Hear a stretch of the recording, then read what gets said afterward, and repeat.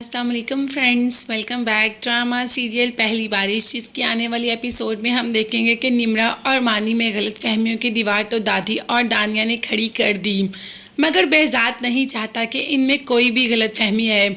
इसीलिए मानी को समझाता है और निम्रा से बात करके उसे सारी हकीकत बताता है कि ये जो कुछ भी किया तुम्हारी दादी और दानिया ने किया, मगर तुम उन लोगों से कुछ भी मत पूछना। तुम्हारी दादी ने मेरे साथ भी ऐसा किया था और मैंने आज तक उनसे कुछ भी नहीं पूछा। ये बड़ों का मान होता है जो कि हमें रखना होता है। खैर, तुम जाकर निम्रा को मना लो। अब तो मानी का बस नहीं चल रहा कि अभी जाके निम्रा को मना ले। निम्रा को कॉल कर देता है और कहता है कि मैं आ रहा हूँ, जिस पर निम्रा का कहना है कि क्या करने आ रहे हो, तुमसे डांट खाने आ रहा हूँ। निम्रा ने कहा कि देखो मानी, जो रिश्ता ख़त्म हो गया वो ख़त्म हो गया। अब ये रिश्ता कभी भी नहीं बन सकता। अब मैं कभी भी तुमसे शादी नहीं करूँगी। जब तुम्हें मेरी आंखों में मोहब्बत नज़र ही नहीं आती तो फ़ायदा ऐसी शादी को निभाने का या ऐसी शादी करने का। अब मानी निम्रा को अपनी मोहब्बत की दुहाइयाँ तो दे रहा है, मगर निम्रा अपने फैसले पर अटल है कि अब ये रिश्ता ज़्यादा देर तक नहीं चलेगा, बल्कि चलेगा ही नहीं। रिश्ता तो तभी ख़त्म हो गया जब तुमने अंगूठी उतार कर फेंक दी, और मैंने भी अंगूठी तुम्हारे घर भेज दी है। तुम्हें बहुत जल्द रिसीव हो जाएगी, तो दोबारा मुझसे कांटेक्ट करने की कोशिश मत करना। जैसे ही मानी घर जाता है तो वो बहुत ही ज़्यादा बेताब होता है। बहजाद को पता चल जाता है, क्योंकि बहजाद वो लेटर रिसीव कर चुका होता है जिस पे निम्रा ने साफ साफ लिख दिया कि हमारा रिश्ता यहीं तक था, अब हमारा रिश्ता आगे नहीं चल सकता। तुम्हारी अंगूठी तुम्हें वापस भेज रही हूँ। तो बस इस बात का कसूरवार किसको ठहराया गया? निम्रा को ही।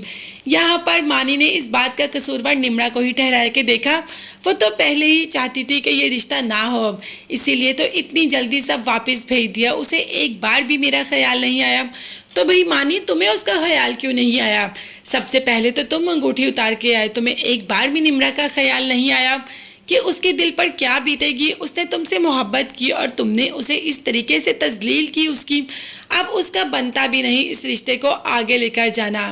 दानिया तो बेहद खुश है, मानी को तसल्ली देती है कि तुम परेशान ना हो, वो निम्रा तुम्हारे काबिल थी ही नहीं, तुम्हें इससे बहुत बेहतर लड़कियां मिल जाएंगी। भाई बेहतर लड़कियां क्या, एक तो नवाल घर में ही फिर रही है मानी से शादी के लिए। खैर, यहाँ पर निम्रा ने भी अपने माँ बाप से कह दिया कि अब कोई मुझे मानी से शादी की जिद करने के लिए नहीं कहेगा।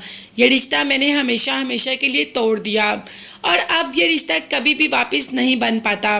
और वैसे भी सौदे पर किए हुए रिश्ते नहीं चलते, क्योंकि यहाँ पर हाशिर ने 50% शेयर्स निम्रा के नाम लिखवाने का बहजाद को कहा था और बहजाद ने हाँ कर दी। निम्रा तो ये बात जानती ही नहीं थी, ये तो अचानक हाशिर के मुंह से निकल गई और उसने सुन ली।